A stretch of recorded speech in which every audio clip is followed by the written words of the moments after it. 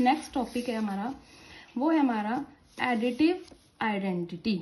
Additive identity देखिए, अब हमें क्या करना होता है, किसी भी एक नंबर में, यानी कि ये हमारा रैशनल नंबर है, यहाँ पर कोई एक नंबर होगा a, यहाँ पर एक कोई नंबर होगा b, यानी कि आप इसको ऐसे समझ लीजिए ये p है, ये q है। ठीक है, इस तरीके से आप इसे समझ सकते हैं। हम ऐसा इस नंबर पे कौन सा नंबर ऐड करें कि हमें फिर से वही नंबर हमको मिल जाए जो नंबर हमने स्टार्टिंग में लिया है। यानी कि हम इस नंबर में ऐसा क्या मल्टीप्लाई करें, सॉरी, इस नंबर में हम ऐसा क्या ऐड करें, एडिटिव इनवर्स के बाद एडिटिव आइडेंटिटी की बात कर रही हूं मैं। तो हम ऐसा इसमें क्या ऐड करें जो हमारे पास वही नंबर हमें मिल जाए। तो अगर मैंने इसमें, मान लो मैंने कोई नंबर लिया 1/2, ठीक है, अगर मैंने कोई नंबर लिया 3/1 प्लस 3/1, ठीक है, अगर मैंने ये दो नंबर लिए और अगर मैंने इनको ऐड किया तो मेरे पास आंसर क्या आ जाएगा, 6। क्या मेरे पास आंसर ये नंबर आ रहा है क्या, 3 तो नहीं आ रहा है। तो इसीलिए हमें कोई ऐसा नंबर ऐड करना है जिससे हमें यही नंबर मिल जाए। तो वो क्या हो सकता है, वो 0 ही होगा, ऑब्वियस सी बात है। देखिए, अगर मैंने कोई नंबर लिया 5, मुझे ये 5 चाहिए वापस, तो मैं इसमें क्या ऐड करूं जो मुझे 5 मिल जाए। अगर मैंने इसमें, देखिए, अगर मैं नेचुरल नंबर्स की बात करूं तो ये 1 2 3 4 होगा।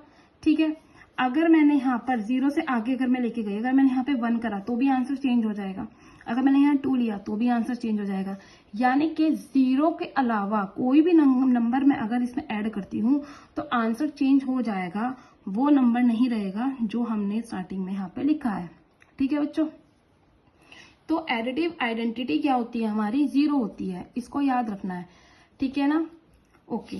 अब बात करते हैं कम्यूटेटिविटी। कम्यूटेटिविटी क्या होती है, जब भी हम किसी भी दो नंबर को ऐड करें और अगर हम उसका जो सीरीज है, सीक्वेंस अगर हम चेंज कर दें, यानी कि मैंने अगर मैंने लिख दिया a प्लस बी, तो वो इक्वल होगा b प्लस ए की। इसका एग्जांपल, जैसे कि मैंने a लिया यहाँ पे 4 और यहाँ पर मैंने b लिया 2, अगर मैं लिख दूं 2 पहले लिख दूं और अगर 4 बाद में लिख दूं तो क्या कुछ अंतर होगा, कुछ डिफरेंस होगा क्या, कुछ भी डिफरेंस नहीं होगा।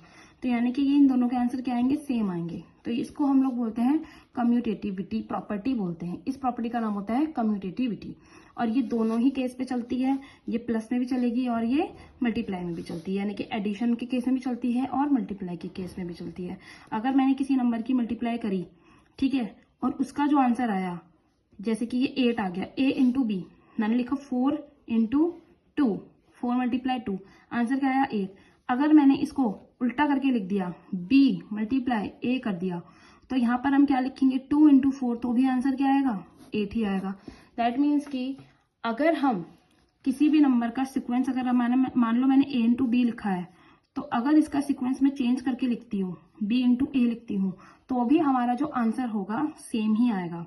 ठीक है, हमारे आंसर में कुछ भी डिफरेंस नहीं होगा। अब एक चीज ध्यान रखिए आप, ये जो कम्यूटेटिविटी प्रॉपर्टी होती है ये सिर्फ और सिर्फ एडिशन के केस में और सिर्फ मल्टीप्लाई के, ठीक है, ये सिर्फ और सिर्फ मल्टीप्लाई के केस में ही फॉलो करती है, अलाउ करती है। ये कभी भी सब्ट्रैक्शन और डिवीजन के केस में अलाउ नहीं करती।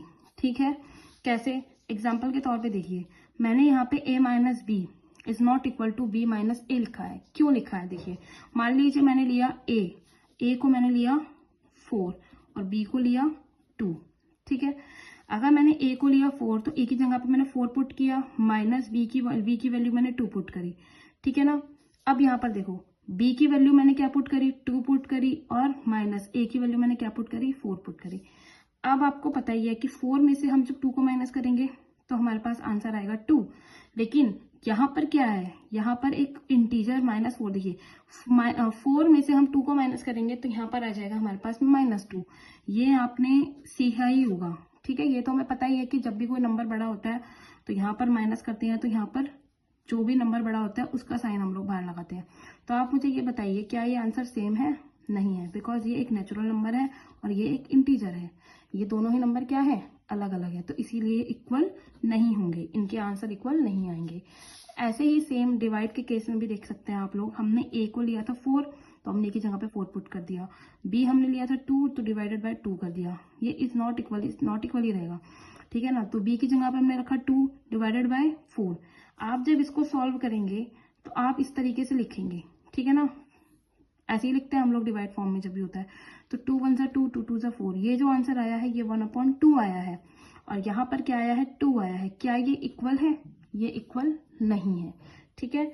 तो इसीलिए ध्यान रखना है बच्चों आप लोगों को कि कम्यूटेटिविटी की जो प्रॉपर्टी होती है वो हमारी एडिशन के केस में और मल्टीप्लाई के केस में ही अलाउ करती है, ये सब्ट्रैक्शन के केस में और डिवीजन के केस में अलाउ नहीं करती, ठीक है बच्चों।